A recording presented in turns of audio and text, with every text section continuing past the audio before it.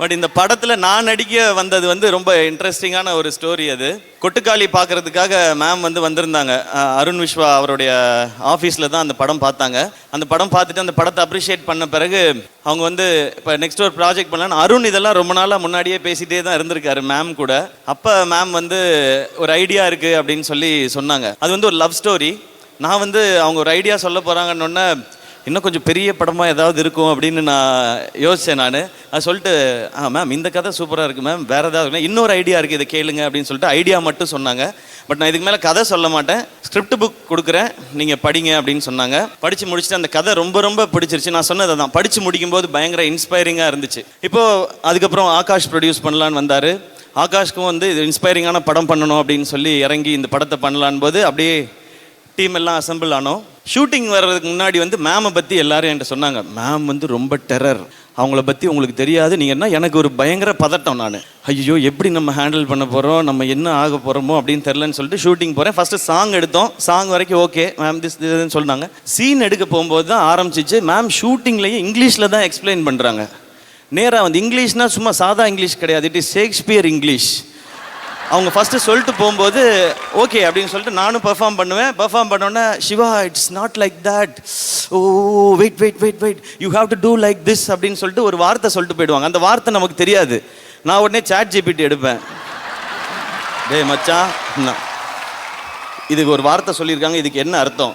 நல்ல கேள்வி கேட்டீர்கள். டே நீ பாராட்டுறதெல்லாம் நிறுத்துறா முதல்ல, சாட் ஜிபிடி இதுக்கு அர்த்தத்தை சொல்கிறா அப்படின்னா ஓகே அப்படின்னு சொல்லிட்டு நான் ஒரு பெர்ஃபார்ம் பண்ணுவேன். இப்படி முதல் நாள் 2 நாள் ஆனோன்னா மேம் வந்து ஒரு மாதிரி டிஸ்டர்ப்டாகவே இருக்காங்க. மேம் வந்து Siva today I want to talk to you அப்படின்ட்டாங்க. போச்சுரா காலேஜை ஞாபகப்படுத்திட்டாடுங்க, டீச்சரை ஞாபகப்படுத்திட்டாங்க அப்படின்னு. நான் என்ன பேச போகிறாங்க எனக்கு தெரியல.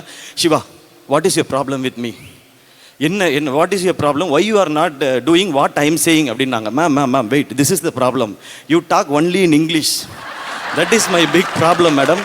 நான் ஏற்கனவே கௌதம் மேனன் படம் பண்ணியிருந்தாவது எனக்கு ஒரு அந்த எக்ஸ்பீரியன்ஸாக இருந்திருக்கும்.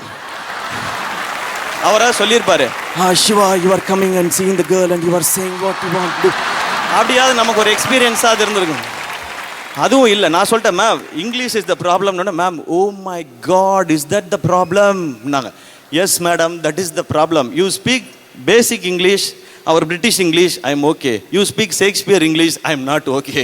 ஓகே இனிமேல் நான் அதை பார்த்துக்கிறேன். அன்னையிலேருந்து ஓகே ஒரு பயங்கரமான அதுலேருந்து சிங்க் வந்துடுச்சு எனக்கு. வந்து மேம் ஓகே சொன்னால் அது ஓகே. இன்னொரு பிரச்சனை இருக்குது மேம்கிட்ட, பாராட்டுறதெல்லாம் அதுக்கெல்லாம் டைம் இல்லை அவங்களுக்கு. ஒரு நாளைக்கு 5 சீன் எடுக்கணும், கட்டன் ஓகே அப்படின்றவாங்க. கட்டன் ஓகேவா, தூக்கி போடுறா இவனுக்கு இவ்வளோ தாண்டா வரும் நடிப்பு, அடுத்த ஆள் வர சொல்கிறேன், அந்த மாதிரி நம்ம நினச்சிக்குவோம். ஆனால் அந்த கட்டன் ஓகே தான் சூப்பரே. இப்படி மேமை நான் வந்து ஸ்டடி பண்ணி மேம் உங்களை பற்றி நான் பிஹெச்டியே பண்ணுவேன், அந்த அளவுக்கு ஸ்டடி பண்ணி. மணி சார் கூட இவ்வளோ தெரியாது மேம். பட் இந்த ஷூட்டிங் எக்ஸ்பீரியன்ஸ் மேம் டெடிக்கேட்டடாக சின்சியராக எப்படி வேலை செய்யணும் அப்படிங்கிறத உங்கள்கிட்ட இருந்து அப்படியே படிச்சுக்கலாம், கற்றுக்கலாம் மேம்.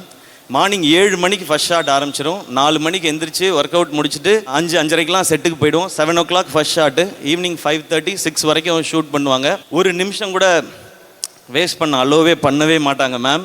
அதனால தான் இந்த படம் வந்து 85 டேஸில் மேம் முடிச்சிருக்காங்க. 82 சாரி மேம், ஒரு 3 days மேம் ப்ளீஸ். நான் 67 days தான் ஒர்க் பண்ணேன் இந்த படம். இவ்வளோ பெரிய படம், இவ்வளோ ஆக்ஷன் எமோஷன்ஸ் இருக்க படம். ஸோ சுதா மேம் இது ஒரு கிரேட் எக்ஸ்பீரியன்ஸ், நிறைய லேர்னிங் உங்களோட. இந்த படம் நிச்சயமாக நல்லா ஓடுன்ற நம்பிக்கை இருக்குது. ஆனால் உங்களுக்காகவும் உங்கள் உழைப்புக்காகவும் நீங்கள் இவ்வளோ நாள் இதுக்குள்ளே ட்ராவல் பண்ணதுக்காகவுமே இது பெரிய பெரிய பெரிய பெரிய சக்ஸஸ் ஆகணுன்றது என்னுடைய ஆசை மேம். அது கண்டிப்பாக நடக்கும்னு நான் நம்புகிறேன். அண்ட் தேங்க்யூ எனக்கு இந்த செழியன்ற பவர்ஃபுல் கேரக்டர் கொடுத்ததுக்கு. அண்ட் அது மட்டும் இல்லாமல் இப்படி ஒரு கதை கூட இப்படி அமேசிங்கான கோஸ்டார்ஸ் இந்த மாதிரி டெக்னீஷியன்ஸ் கொடுத்ததுக்கும் ரொம்ப ரொம்ப நன்றி மேம். தேங்க்யூ. இதுக்கு மேலே என்ன சொல்கிறதுன்னு தெரியல, நடுவில் எதை மறந்துட்டேன்னா நான் ஞாபகப்படுத்தி சொல்கிறேன் ma'am. Thank you ma'am, thanks for all the love.